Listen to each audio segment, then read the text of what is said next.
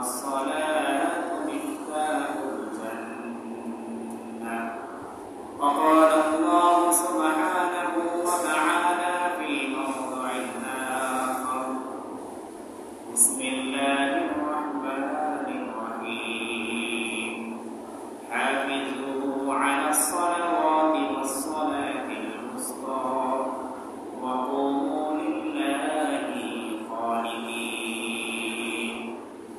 وقال رسول الله صلى الله عليه وسلم أول ما يحاسب به العبد يوم القيامة الصلاة أو كما قال رسول الله صلى الله عليه وسلم اللهم صل على محمد وعلى آل محمد كما صليت على إبراهيم وعلى آل إبراهيم إنك حميد مجيد اللهم بارك على محمد وعلى آل محمد كما باركت على إبراهيم وعلى آل إبراهيم إنك حميد مجيد سبحانك لا علم لنا إلا ما علمتنا إنك أنت العليم الحكيم الحمد لله মহান আল্লাহ পাক রব্বুল আলামিনের দরবারে অসংখ্য অগণিত লাখ শুকরিয়া যে মহান রব্বুল আলামিন আজকে আমাদেরকে এই পবিত্র জুমার দিনে কবরান সাইকেল মসজিদে আল্লাহ তাআলা সুস্থতার সহিত দুনিয়ার হাজার লক্ষ মানুষ থেকে যাচাই বাছাই করে অত্যন্ত মহাত্মকে ভালোবেসে বিভিন্ন কাজ বিভিন্ন ব্যস্ততা বিভিন্ন ঝামেলা থেকে ফারেক করে আল্লাহ পাক রব্বুল আলামিনের কুদরতি পায়ে সিজদা দেওয়ার জন্য একটা সুযোগ করে দিয়েছেন। এই জন্য সকলে অন্তর থেকে শুকরিয়া আদায় করি আলহামদুলিল্লাহ। যাদের নামাজ শেষ হয়েছে আমরা একটু সামনে চলে আসি, সামনে থাকার প্রথম মজলিসের একটা আদব হলো সামনে জায়গাগুলো পূরণ করে বসা। এতে করে আমাদের উপরে যে বরকত যে রহমত নাজিল হয় শয়তান এটা কেড়ে নিতে পারে। আর যদি আমাদের মাঝে ফাঁকা জায়গা থাকে মসজিদের মধ্যে এরকম ফাঁকা জায়গায় করে আমরা বসি তখন দেখা যায় যে শয়তান মুসল্লিদেরকে শ্রোতাদেরকে ধোঁকা দেয়। এই জন্য যে কোনো দিনই মসজিদে জুমা নামাজ হোক মাহফিল হোক যে কোনো দিনই জলসায় আমরা যখন যাবো সামনের জায়গাটাকে পূরণ করে বসার চেষ্টা করি। সম্মানিত মুআজ্জির মুহতারাম মুসল্লিয়ানে কারাম, সময় খুবই সংক্ষিপ্ত। আমরা এই 15-20 মিনিট সময়ের মধ্যে আজকে নামাজ সম্পর্কে কিছু জরুরি কথা শুনব। কারণ একজন মানুষ যখন ইসলামে প্রবেশ করে, ইসলাম ধর্মে প্রবেশ করার পরে সবচেয়ে গুরুত্বপূর্ণ তার যে ইবাদত সেটা হলো সালাত। কারণ ইসলামের ভিত্তি হলো 5টা। নবী বলেছেন বুনিয়াল ইসলাম আলা খামসিন শাহাদাতি আল্লা ইলাহা ইল্লাল্লাহ ওয়া আন্না মুহাম্মাদার রাসূলুল্লাহ ওয়া ইকামিস সালাহ ওয়া ইতাইজ যাকাত ওয়া হজ্জ ওয়া সাওমি রমাদান। ইসলামের 5টা স্তম্ভ বা 5টা ভিত্তি। এর মধ্যে প্রথমটা হলো আল্লাহ পাকের শাহাদাতের সাক্ষ্য দেওয়া, যে আল্লাহ পাক এক, তার কোনো শরীক নেই এবং নবী মুহাম্মদ রাসূলুল্লাহ সাল্লাল্লাহু আলাইহি ওয়াসাল্লাম আল্লাহ তাআলার প্রেরিত বান্দা ও রাসূল। এটার মাধ্যমে শাহাদা বাক্যের মাধ্যমে একজন মানুষ ইসলাম ধর্মে প্রবেশ করে। প্রবেশ করার সাথে সাথে তার উপরে সর্বপ্রথম যে ইবাদতটা আবশ্যক হয়ে যায়, ফরজ হয়ে যায়, হলো সালাত। সেই সালাত হলো সবচেয়ে গুরুত্বপূর্ণ একটা ইবাদত। সালাত এমন একটা ইবাদত যে মানুষ, হাদিসের মধ্যে এসেছে কোনো মানুষ যদি আল্লাহ পাকের নিকটবর্তী হতে চায়, আল্লাহ পাকের সবচেয়ে কাছাকাছি যেতে চায়, সে যেন সালাতে দাঁড়িয়ে যায়। মানে একটা মানুষ সালাতে দাঁড়ায়, নামাজে দাঁড়ায়, যখন সে সেজদা দেয় তখন নবীজি বলেন যে ওই ব্যক্তিটা সেজদা দেওয়ার মাধ্যমে আল্লাহ পাকের সবচেয়ে কাছাকাছি চলে যায়। সুবহানাল্লাহ। তখন সে আল্লাহ পাকের কুদরতি পায়ে তার কপালটাকে রেখে আল্লাহ পাকের কাছে যা চায় একনিষ্ঠতার সাথে খালিস দিলে আল্লাহ পাক তাকে সেটাই দিয়ে দেন। তাছাড়া আল্লাহ পাক রব্বুল আলামিন প্রতিদিন শেষ রাত্রিতে আকাশে এসে ডাকতে থাকেন, কার কি সমস্যা, কার কি প্রয়োজন, কার কি হাজত রয়েছে, আমার কাছে চাও, আমি তাদের সমস্ত হাজতকে পরিপূর্ণ করে দেব। এই জন্য হাজির নামাজটা হলো আমাদের জীবনের সবচেয়ে গুরুত্বপূর্ণ একটা ইবাদত। আর আমরা এই নামাজের ব্যাপারেই সবচেয়ে বেশি অলসতা করে থাকি। 5 ওয়াক্ত নামাজকে আল্লাহ পাক রব্বুল আলামিন এই উম্মত মুহাম্মাদের উপরে ফরজ করেছেন। প্রথমে আল্লাহ পাক 50 ওয়াক্ত নামাজ দিয়েছিলেন, সেটা কমাইতে কমাইতে কমাইতে কমাইতে 5 ওয়াক্ত পর্যন্ত এসেছে। অথচ আল্লাহ তাআলা বলে দিয়েছে, হে আমার হাবিব, হে আমার বন্ধু, তোমার উম্মত যদি 5 ওয়াক্ত নামাজ যথাযোগ্য সময়ে গুরুত্ব সহকারে খুশুর সাথে যদি আদায় করতে পারে, তো আমি আল্লাহ পাক রব্বুল আলামিন 50 ওয়াক্ত নামাজের সওয়াব দিয়ে দেব। এত ফজিলত আল্লাহ পাক এই শেষ উম্মতের হায়াতকে আল্লাহ তাআলা কমিয়ে দিয়েছেন। 50, 60, 70, 80, 100 হয় না, এখন 60, 70 এবার আছে। কিন্তু আল্লাহ পাক আমাদের যে হায়াতের মধ্যে বরকত দিয়েছেন, এই বরকতটা অন্য উম্মতের মধ্যে ছিল না। ওনারা শত শত বছর হায়াত পেতেন, কিন্তু আমরা ওনাদের তুলনায় অনেক কম হায়াত পেয়েছি। কিন্তু আমরা আমলের দিক দিয়ে, নেকির দিক দিয়ে আল্লাহ তাআলা আমাদেরকে বাড়িয়ে দিয়েছে। তাদের জামানায় লাইলাতুল কদর ছিল না, যে লাইলাতুল কদর, লাইলাতুল কদরি খায়রুম মিন আলফি শাহর, 1000 মাসের চাইতে, 1000 মাস হিসাব করা হয় 83 বছর 4 মাস এরকম। আপনি এক রাত ইবাদত করবেন, 83 বছরের সওয়াব পেয়ে যাবেন। এটা ছিল না তাদের জামানায়। কিন্তু মোটা হাজির দুরুল নফল, কিন্তু এই সালাত 5 ওয়াক্ত নামাজ, ফজরের 2 রাকাত নামাজ, জোহরের 4 রাকাত, আসরের 4 রাকাত, মাগরিবের 3 রাকাত, এশার 2 রাকাত, এই নামাজগুলো হলো ফরজ। এই 5 ওয়াক্ত নামাজের গুরুত্ব ওইগুলোর তুলনায় অনেক বেশি।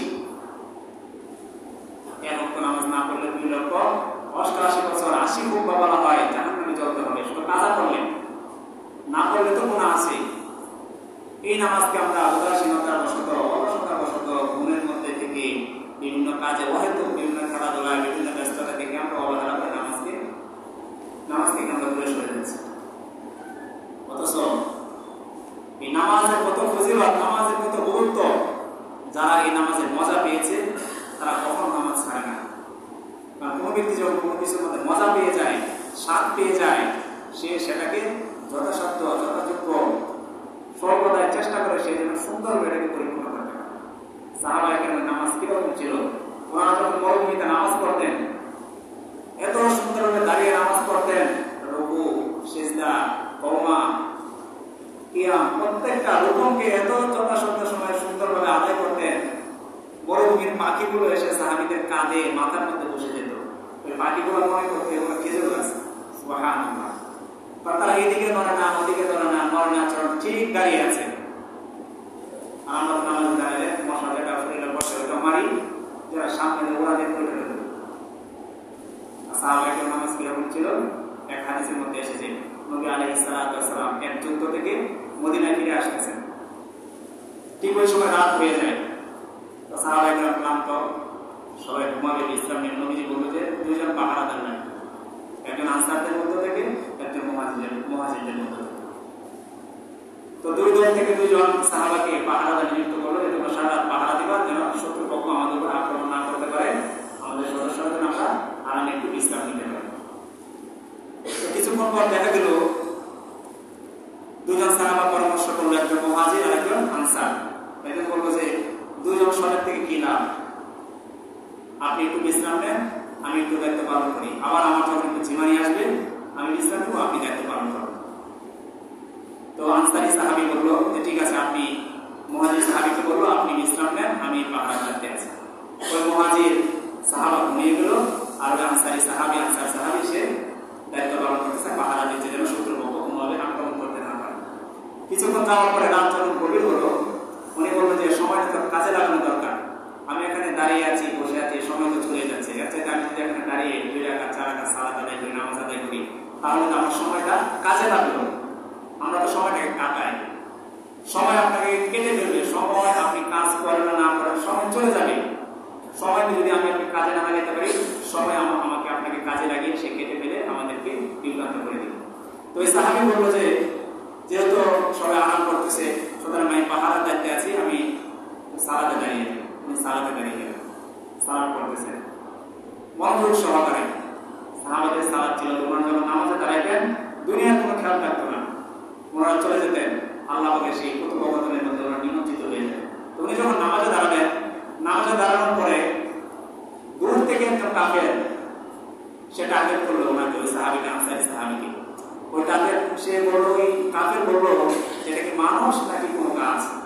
তো সে পরীক্ষা করার জন্য ওই কাফের কি করলো, তার ধনুক থেকে একটা তীর বের করে ওই সাহাবিকে একটা তীর ছুঁড়ে মারলো। ওই তীরটা এসে সাহাবির বাহুতে লাগলো, আনসারী সাহাবির বাহুতে লাগলো। তো সাহাবি তো নামাজের স্বাদ পেয়ে গেছে, মজা পেয়ে গেছে, বুখারী শরীফের হাদিস। এখানে যখন সেই তীর এসে ওনার বাহুতে লাগছে, লাগার পরে উনি ওনার মতো নামাজ পড়তেছে। ওই কাফের আবার কনফিউজ হয়ে গেল যে এটা কি গাছ নাকি কোনো মানুষ। সে আরেকটা তীর মারল, আরেকটা তীর এসে ওই সাহাবির বাহুতে লাগলো। এখনো ঠিক আগের মতো সাহাবি গুলো কোনো শব্দ লাগলো না, চায় কোনো কিছু নেই, উনি নামাজে।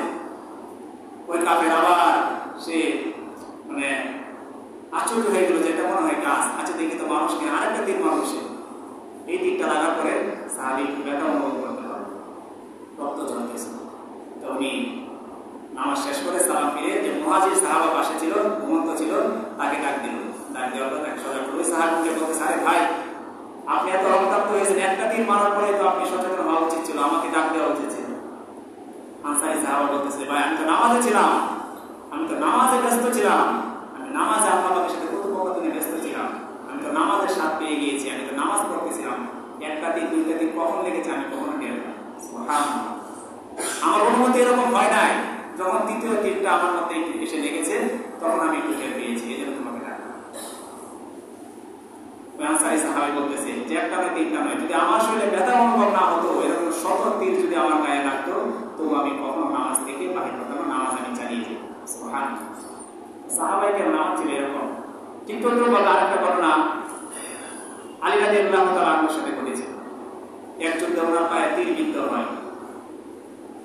এই ঘটনাগুলো থেকে আমাদের জন্য শিক্ষা, আমরা যখন নামাজে দাঁড়াবো, অনেকে দেখা যায় আমরা ডানে তাকাই, বামে তাকাই, ঘড়ির দিকে তাকাই, হ্যাঁ শরীর চলকায়, হ্যাঁ কাপড় বাস করি, শেষদায় যাওয়ার সময় ফু দেই, হ্যাঁ কপাল মুছি, মশা মারি, কিন্তু একদম মহারকম। সাহাবায়ে কেরাম কিরকম নামাজ পড়তেন, নামাজে দাঁড়ানোর পরে আপনি যখন নামাজে দাঁড়াবেন বুঝতে হবে আপনি আল্লাহ পাকের সামনে দাঁড়িয়েছেন। তো আলী রাদিয়াল্লাহু তাআলা যখন ওনার পায়ে তীর বিদ্ধ হলো, ওনার পা থেকে যখন তীর খোলার জন্য চেষ্টা করা হয়, উনি চিৎকার দিয়ে ওঠেন। নবীজি এক সাহাবীকে বলল, আলী যখন নামাজে দাঁড়াবে তখন তুমি গিয়ে তার কাছ থেকে তীরটা বের করে দেবে। ঠিক যে কথা সেই কাজ, উনি নামাজে দাঁড়ালেন, আরেক সাহাবী গিয়ে পা থেকে তীরটা বের করে টেনে, দেখা গেল যে নামাজের পরে আলী রাদিয়াল্লাহু নামাজ শেষ করলেন, রক্তে পুরা নামাজ জায়গায় একদম ভিজে গেছে। উনি এক মুহূর্তের জন্য টের পাইনি। নবীজি বললেন যে আমি জানি আলী যখন নামাজে দাঁড়ায় তখন আর দুনিয়ার কোনো চিন্তা ভাবনা, দুনিয়ার কোনো পেরেশানি, দুনিয়ার কোনো খায়েশা তার মধ্যে কাজ করে না, সে আল্লাহ পাকের সাথে কথোপকথনের মধ্যে লিপ্ত হয়েছে। সুবহানাল্লাহ। এটা ছিল সাহাবায়ে কেরামের নামাজ। সুতরাং আমি আপনি যখন নামাজ পড়বো, এদিক সেদিক না তাকিয়ে নামাজের মধ্যে এরকম ধারণা করতে হবে যে আমি আল্লাহ পাকের সামনে দাঁড়িয়েছি। আমরা যখন সাধারণত কোনো অফিসার বা কোনো দায়িত্বশীল বড় কর্মকর্তার সামনে যাই, আমরা একটি স্ট্রং দাঁড়িয়ে থাকি, কোনো নাড়াচাড়া, কোনো বেয়াদবি হয়ে যায় কিনা সচেতন থাকি, সবসময় সজাগ দৃষ্টি রাখি। ঠিক তদ্রুপ ভাবে মাদ্রাসায় একটা বই পড়ানো হয়, কামিউবি। সেই বইয়ের মধ্যে লেখক একটা ঘটনা এনেছেন, দুই বন্ধু, একজন আব্দুল্লাহ, একজন হলো আসেম। তা আসেম ছিল খুবই দিনদার, পরহেজগার, নামাজি, সে ভালো কাজ করতে সবসময়। তা আব্দুল্লাহকে জিজ্ঞাসা করলো যে বন্ধু তুমি তো অনেক নামাজি, তুমি ভালো কাজ করে দেখো, তুমি নামাজটা কিভাবে করো? আসেম আব্দুল্লাহকে বললো যে আমি যে ভালো মানুষ তুমি এটা কিভাবে বুঝলাম? তখন আব্দুল্লাহ বলল যে ব্যক্তি নামাজ পড়ে, গুরুত্ব সহকারে আল্লাহ পাকের হুকুম পালন করে, সালাত আদায় করে, সে কখনো খারাপ কাজ করতে পারে না, সে ভালো মানুষ। তখন আসেম বলতেছে যে আমি যখন নামাজে দাঁড়াই, নামাজের পর আমি দুইটা ওযু করে থাকি। আমরা সাধারণত কয়টা ওযু করি? একটা। নামাজে দাঁড়ানোর পূর্বে একবার ওযু করি। তা আসেম বলতেছে আমি যখন নামাজে দাঁড়াই, নামাজে দাঁড়ানোর পরে দুইটা ওযু করি আমি। এক হলো আমি যখন নামাজে দাঁড়াই, তোমরা যেরকম সাধারণ ওযু করো, হাত দাও, পা দাও, মাথা মাসে করো, কান মাসে, গর্দান মাসে, কুলি, নাক পরিষ্কার করা, চেহারা দেওয়া, এই সব কিছু আমি করি। আবার এটা করার পরে আমি যখন নামাজে যাই, তখন আমার মধ্যে আমি আরেকটা মনের ওযু করে ফেলি। আমি তো এই দেহকে, অঙ্গ প্রত্যঙ্গকে ধোয়ার মাধ্যমে পরিষ্কার করলাম, কিন্তু নামাজে দাঁড়ানোর পরেও যে শয়তান যে আমাকে ধোঁকা দিবে, এই যে আমার দেহের ময়লা, আমার মনের ময়লা, আমার কলবের ময়লা, অন্তরের ময়লা, সেটাকে দূর করার জন্য ওযু করার পূর্বে আমি আরেকটা পরক্ষণে আমি আরেকটা ওযু করে নিই, যে আমার অন্তরটার মধ্যে যেন শয়তানের ধোঁকা না দিতে পারে। আমি আমার অন্তরের মধ্যে আল্লাহ পাকের মহব্বত, ভালোবাসাকে জায়গা করে নিই। সুবহানাল্লাহ। আমি যখন নামাজে দাঁড়াতে যাই তখন আমি মনে করি যে আল্লাহ পাক আমার সামনে, আর আমি দাঁড়িয়ে আছি পুলসিরাতের ফুলের উপরে। প্রত্যেকটা মানুষকে সেই পুলসিরাতের যে ব্রিজ বা ফুল সেতু রয়েছে সেটার উপর দিয়ে যেতে হবে। কাফের বেঈমান মুশরিকরা তারা কেটে টুকরো টুকরো হয়ে জাহান্নামে, নিচে জাহান্নাম থেকে তারা পড়ে যাবে, আর মুমিন বান্দারা তারা পার হয়ে যাবে। পার হয়ে যাবে না, বরং আল্লাহ পাক তাদেরকে পার করে দিবেন। সুবহানাল্লাহ। তা আমি যখন নামাজে দাঁড়াই, সে আসেম আব্দুল্লাহকে বলতেছে, বন্ধু আমি যখন নামাজে দাঁড়াই তখন আমি মনে মনে এই ধ্যান করি, এই কল্পনা করি যে আমার সামনে আল্লাহ পাক আছেন, আমি আল্লাহ পাকের সামনে দাঁড়িয়েছি, উনি আমাকে দেখতেছেন, উনি আমাকে দেখতেছেন। সুতরাং ওনার সামনে দাঁড়িয়ে আমি নড়াচড়া, আমি মশা মারা, আমি এরকম বিভিন্ন কাজে, দুনিয়ার কোনো পেরেশানি, দুনিয়ার কোনো টেনশন, চাকরি, ব্যবসা বাণিজ্যের কোনো চিন্তা, পরিবারের কোনো চিন্তা আমার মাথার মধ্যে আমি আনতে পারি না, কারণ আমি জানি আমার রব আমাকে দেখতেছে। আমার রব যদি আমাকে না দেখে, অন্তত আমি যেন আমার রবকে দেখতেছি, এরকম একটা ধারণা আমার অন্তরের মধ্যে থাকে। শুধু তাই নয়, এবং আমি মনে মনে এটা কল্পনা করি যে আমার পিছনে আজরাইল দাঁড়িয়ে আছে, যে হতে পারে আমি এখন আলহামদুলিল্লাহ রাব্বিল আলামিন সূরা ফাতিহা 7 আয়াতের মধ্যে প্রথম আয়াত আমি পাঠ করেছি, আমি তখন মনে মনে ধারণা করি যে দ্বিতীয় আয়াত যে রয়েছে আর রহমানির রহিম, সেটা হয়তো আমি পড়তে পারবো না, এটাই হয়তো আমার জীবনের শেষ আয়াত পাঠ করা হয়ে গেছে। অর্থাৎ আমি এরকম ভাবে নামাজ পড়ি যে আমি মনে করি এটা আমার বিদায়ী নামাজ। কারণ নবীজি বলেছেন, তোমরা যখন নামাজে দাঁড়াবা, সল্লু সালাতান মুআদ্দিন, তোমরা এরকম ভাবে নামাজ পড়বা যেন এটা তোমার জীবনের শেষ নামাজ, বিদায়ী নামাজ। আমি আপনি যদি আজকে জানি যে তোমার নামাজের পরে আমাদের মৃত্যু হয়ে যাবে, আজকে নামাজটা কিরকম হয়ে যাবে, আজকে ওযুটা কিরকম হয়ে যাবে, আজকে ওযুটা আমার জীবনের, আপনাদের জীবনের, সবার জীবনের শ্রেষ্ঠ ওযু হয়ে যাবে, শ্রেষ্ঠ নামাজ হয়ে যাবে। সেজদায় গিয়ে দু চোখ দিয়ে একবারে কান্না করে, বুক ভিজিয়ে, দাড়ি ভিজিয়ে, জায়নামাজ ভিজিয়ে দিব আমরা। তাহলে কেন প্রতি অক্টে আমরা এটা চিন্তা করি যে এই নামাজটাই হতে পারে আমার জীবনের শেষ নামাজ। আসেন বলতেছে, বন্ধু আমি যখন নামাজে দাঁড়াই আমি চিন্তা করি যে এটা আমার জীবনের শেষ নামাজ, আমি আলহামদুলিল্লাহ রাব্বিল আলামিন পড়েছি, আমার সুযোগ নেই, আল্লাহ পাক যদি আমাকে সুযোগ করে না দেয় আমি আর রহমানির রহিম পড়তে পারবো না, আর রহমানির রহিম পড়েছি, এরপর আমি মালিকি ইয়াউমিদ্দিন পড়তে পারবো না। আমি এরকম ধারণা করি।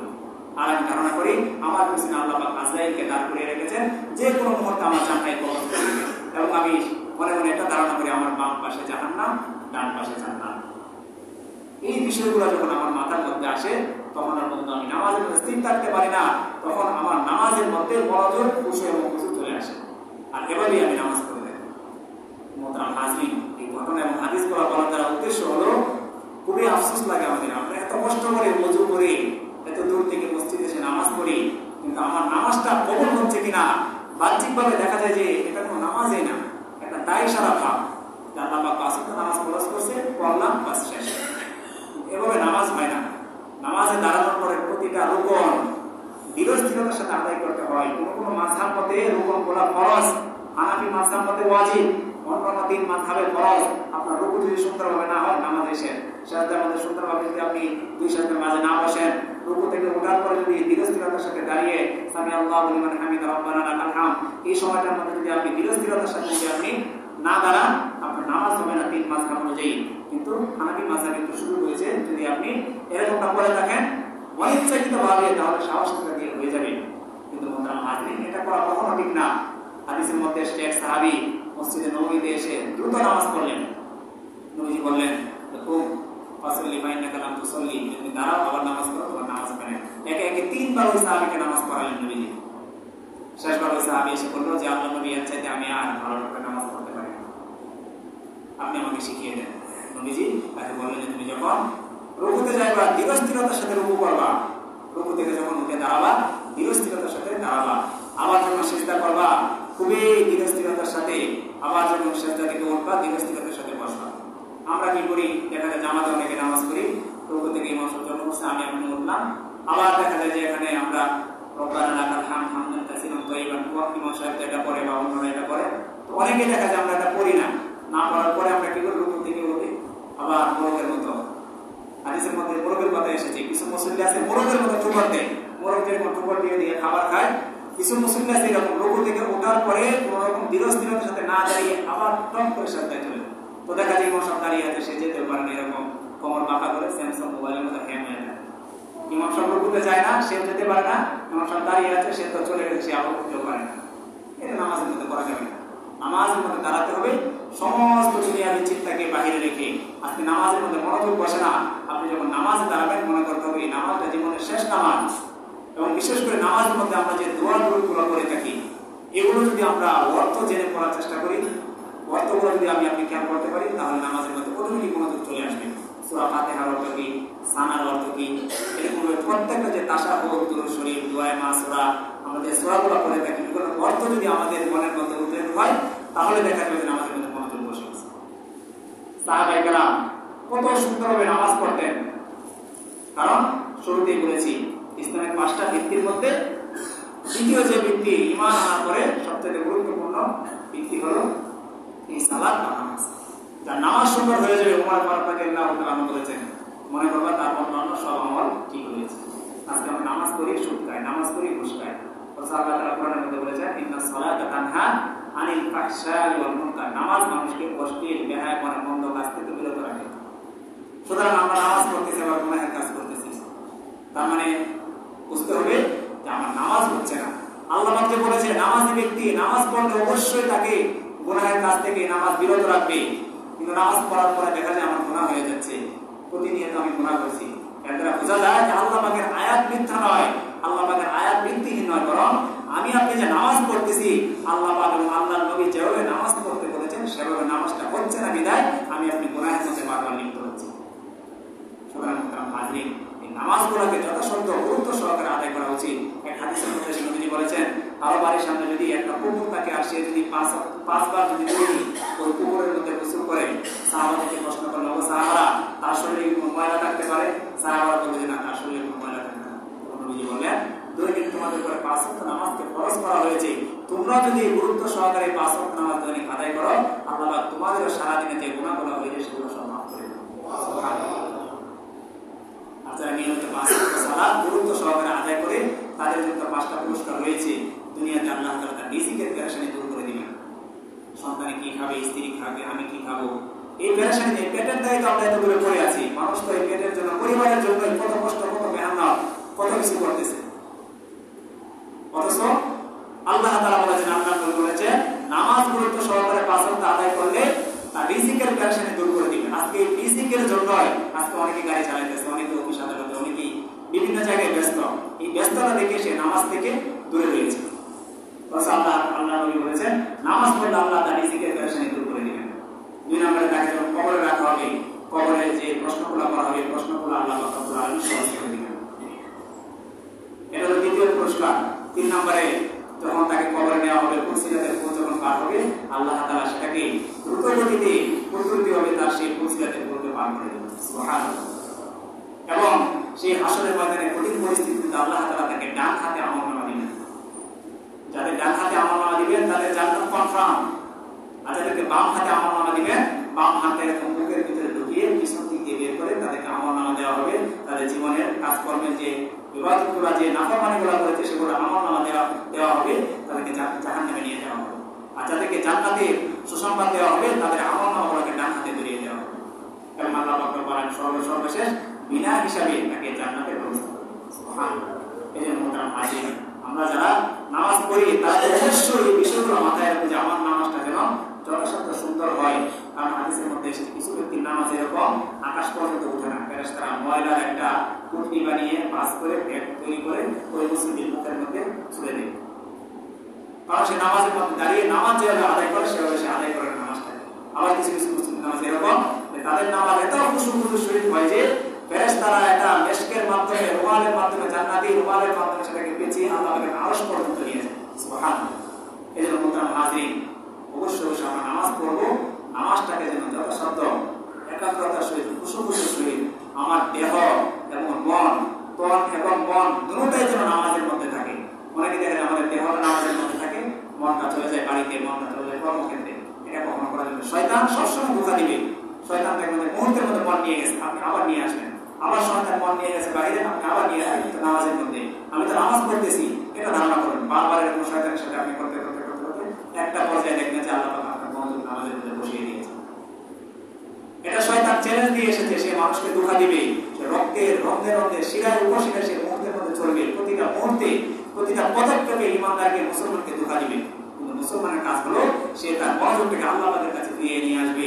মানুষ যত গুনাহ করুক না কেন, সে যদি সাগরের ফেনা পরিমাণ গুনাহ করে, আল্লাহ পাক বলেন শয়তান যদি তাকে দুনিয়া ভর্তি গুনাহ করিয়ে দেয়, আর আমার বান্দা যদি একবার বুঝতে পারে যে আমি তো গুনাহ করেছি, পাপ করেছি, আর আমার কাছে সে তওবা করে, আমি আল্লাহ পাক রব্বুল আলামিন সাগরের ফেনা পরিমাণ গুনাহ হলেও আমি তার সমস্ত গুনাহ মাফ করে দেব। আল্লাহ পাক রব্বুল আলামিন আমাদের সবাইকে কথা বলার পর আমার তৌফিক দান করুন। আমিন। এটা সুন্নাত মেনে চলা।